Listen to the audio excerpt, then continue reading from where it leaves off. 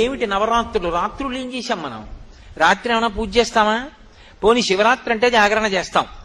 మరి నవరాత్రులు ఏమిటి? 9 రాత్రులు ఏం చేస్తారు? ఏమీ చేయరు. ఎప్పుడు ఎలా పడుకుంటారు అలా పడుకుంటారు. మరి రాత్రులు అన్న పేరు ఎందుకు వచ్చింది అంటే, మీరు ఒకటి బాగా గుర్తుపెట్టుకోండి, 9 తర్వాత ఏమొస్తుంది? 10 వస్తుంది. 10 అంకె కాదు, సంఖ్య.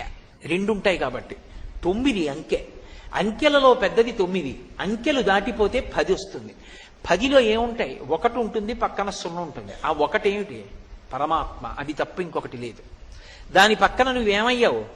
9 పూర్తి చేస్తే పూర్ణమద పూర్ణమిదం పూర్ణాత్ పూర్ణముదచ్యతే పూర్ణస్య పూర్ణమాదాయ పూర్ణమేవావశిష్యతే. పూర్ణమయ్యావు.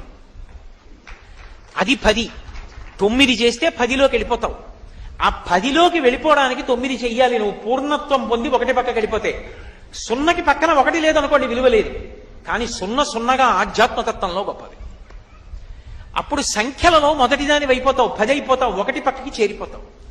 అలా చేరిపోవడానికి నవరాత్రులు. మరి రాత్రి ఏమిటి? రాత్రి అంటే చీకటి. చీకట్లో ఏమవుతుంది? సత్యాసత్య వస్తు వివేకం పోతుంది. అది తాడో తెలియదు, పావో తెలియదు. దీపం వచ్చిందనుకోండి, తెలిసిపోతుంది.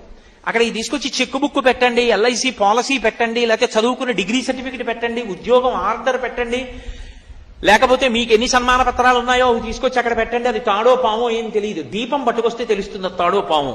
అలా 9 రాత్రులు అన్న మాటకు అర్థం ఏమిటంటే, చీకటి జన్మ పరంపరల యందు ఉన్నటువంటి అజ్ఞానం అనేటటువంటి చీకటి పోవడానికి 9 రోజుల ఉపాసన 1 పక్కన 0గా పూర్ణత్వంలోకి తీసుకెళ్తుంది.